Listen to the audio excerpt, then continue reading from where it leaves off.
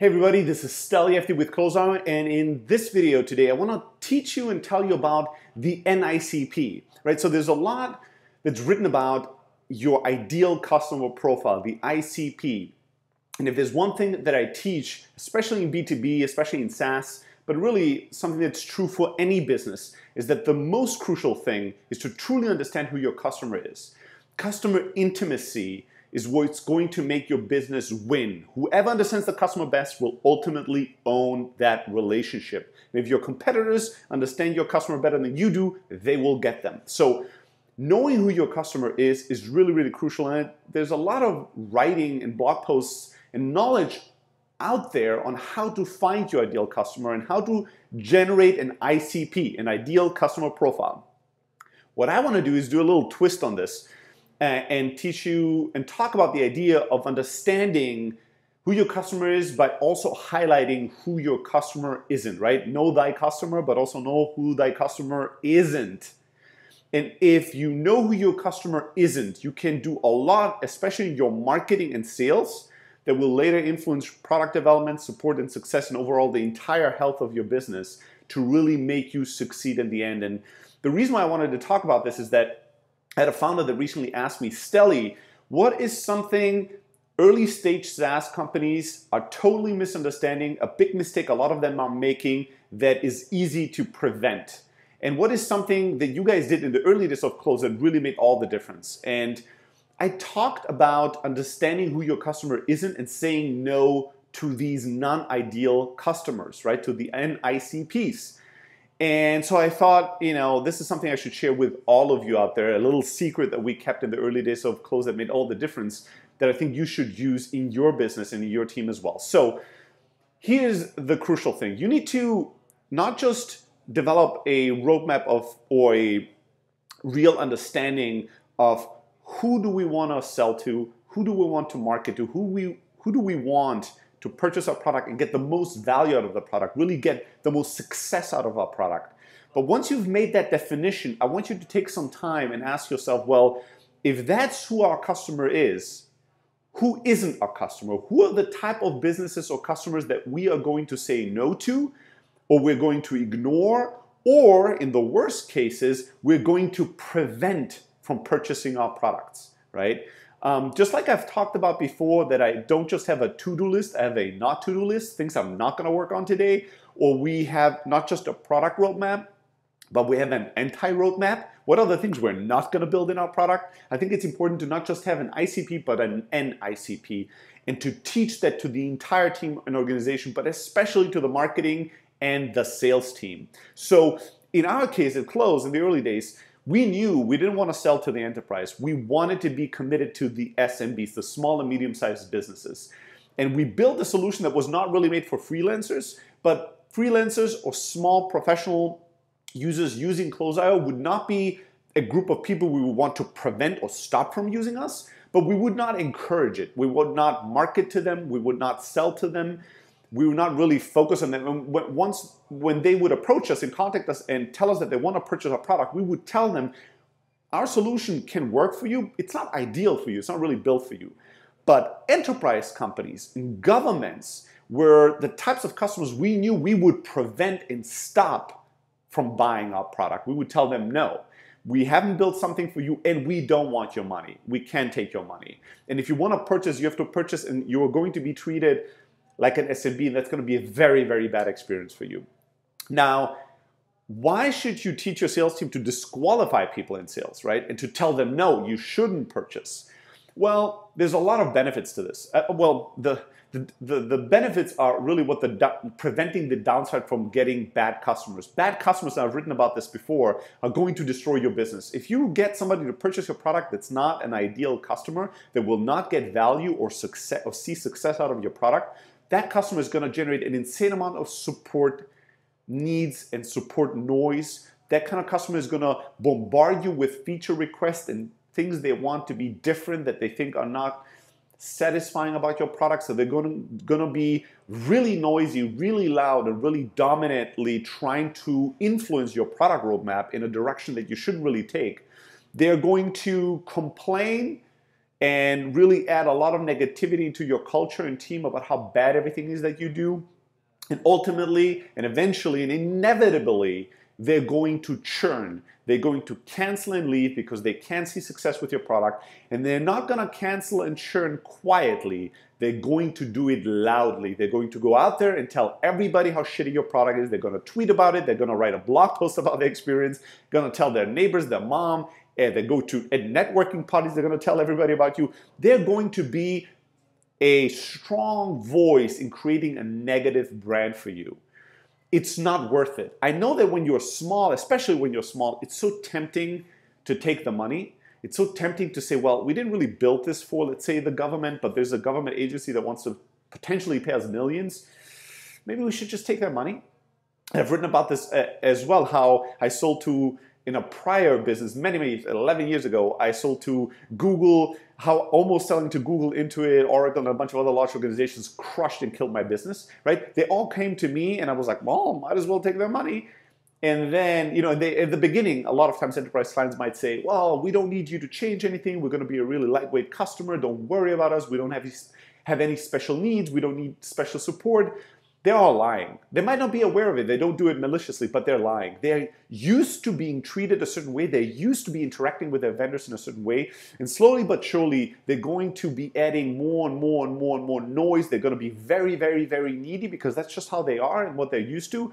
They're going to potentially crush your business. So turning away money is difficult, especially in the early days, but it is crucial to know who's a customer that we want to focus on. That is the money we want. That's the good money, the smart money that's going to not just purchase our product, but see such tremendous success, give us really good feedback, not have a lot of problems, create positive references and brand and noise and word of mouth for us.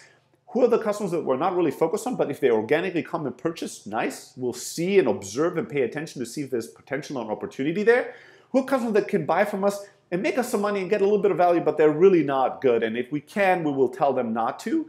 And who are the customers we have to stop from buying our solution? You need to be fully aware of that and categorize people in those buckets or different types of customers in those buckets. Be very disciplined. And especially disciplined in the way you do marketing, but even more so actually in sales. You have to teach your salespeople how to be very disciplined not to take bad money. Because salespeople love to take money. They want to succeed. They want to crush. They want to bring in big deals. It's very, very tempting. But it is going to be writing the death penalty in some cases. It's going to be bad money that's going to create so much pain and distraction. It's going to waste so much time that it's absolutely not worth it. It's going to be a loss and not a win in the long term, right? So understanding these different buckets and knowing who to say no to is really important. The other beautiful thing, if you tell prospects or potential customers no, if you tell them, you know what, based on everything you told me, once you learn how to qualify them well, this is not the right solution for you, it creates a beautiful dynamic because they're not used to hearing that. Your competitors are not doing that. First, they're actually going to resist you in most cases. They're going to try to convince you that you're wrong. No, I should absolutely buy your product, right? Because when you take something away, it makes it very desirable to people most of the time, emotionally at least. So they're going to fight you on this. And I guarantee you, if you're really honest and authentic with them, they're going to remember that conversation forever. So if you can convince them not to purchase your product, they're going to remember you. They're going to talk about you. They're going to mention you. And the best thing of all, they're actually going to refer business to you. Because whenever they meet a business that you explain to them is an ideal customer of yours, they're going to say, you know what, we couldn't really buy this product. It was not really for us, but your business, you should absolutely check out these guys. These guys are amazing. I really love that product. I think they're really cutting edge. They're going to be a strong reference because they so vividly remember that they wanted to purchase your product and you told them not to, that it's going to make you and your brand stand out as a very desirable thing. And they're going to also know that if they refer somebody to you, you're going to be honest with them. You're not going to sell just to sell and make money. You're only going to sell and acquire a customer if it's the right thing to do. That's going to make them feel the need and they're going to feel the comfort of referring you and telling people to check out your product because they know when they send business your way, that business, these people are in good hands. It's such a powerful thing, right, that most companies undervalue and underestimate. The other thing is, the other beautiful thing is that if they ever leave that large organization, for instance, to start their own business or start their small startups, they all come to us. They will all want to come to you because they're like, back then I was in a company that was not an ideal customer for you, but now I'm a manager, I'm an executive, or I've started a business that's an ideal customer. I want to give you my money, right? You need to think a little long term on these things. It can make a massive difference. On the marketing side, obviously, once you know who your non-ideal customer is, what you can do is you can actually add negative qualifiers to your ads or your marketing that prevent people from going further down your funnel. An easy example is in an ad, if you could just say, we don't do ads at close, but let's say we did ads, we'd say, we could say the best inside sales CRM in the world. That would basically make everybody that could be a customer might want to check it out and click on it. We could, if we get too many enterprise leads through that ad, we could add a negative qualifier. We could say, best inside sales CRM for SMBs. Or we could say, small team, check us out, best CRM, or something like that. If you get a lot of people that come that are, they don't have enough budget, if you realize that you get lots and lots of leads from people that don't have the deep pockets to purchase your really expensive tool, you could actually add the price. Best inside sales CRM, starting price, whatever it is, $65 a month. So that the people that come that want to use a free tool or want to use a tool for $5 a month, they don't even click on it because they see 65 bucks a month, starting point, it's not for me. Right? So you can do these little negative qualifiers in the way you advertise your product or market your product to prevent non-ideal customers to come through your funnel and create noise in your sales funnel. But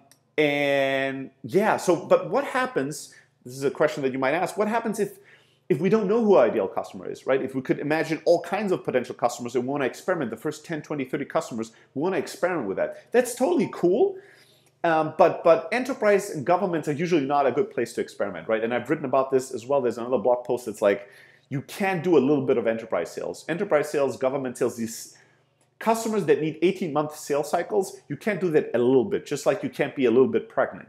You either do it fully or you don't do it at all. So if you have a lot of experience in that segment, you want to go into it, but if you don't, you might want to really stay away from it until you have the resources, the executive team, the management, the manpower, the woman power to go after it.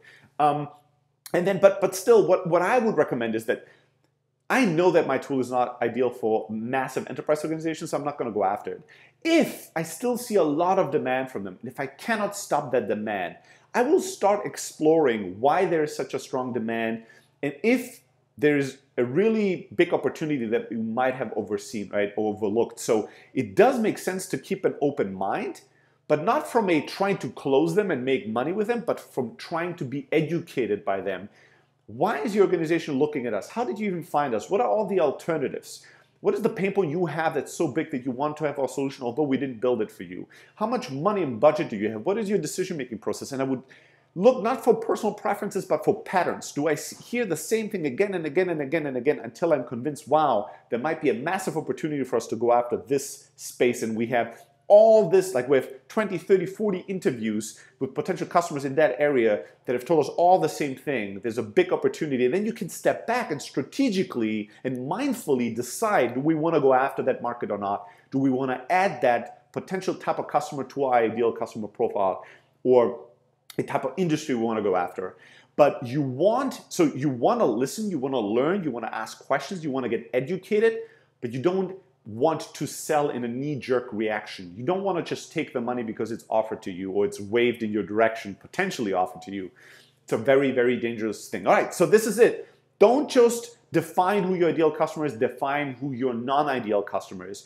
Just like you should have like a one-page summary, a Google Doc or something, a Word document that spells out in writing who your ideal customer is that you can share with the entire team to get alignment. You want to do the same thing as a non-ideal customer. You want to tell your entire team, especially your sales team, but really everybody, here is who is the type of customer we don't want to sell to. That's not ideal for our business, where we can't deliver value or success, the type of customer we cannot service, and so we should turn away.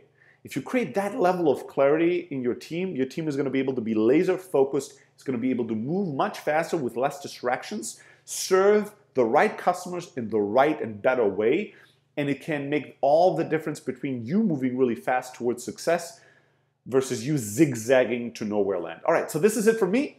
If you haven't yet, make sure to go to blog.close.io and subscribe to our blog. Twice a week, highly tactical and strategic advice on how to succeed as an entrepreneur in startups and especially in sales. And if you have comments, if you have advice, if you have great examples of non-ideal customers crushing a business, a story you want to share, so shoot me an email at stelly@close.io. Always love to hear from you. Until next time, let's go and get them.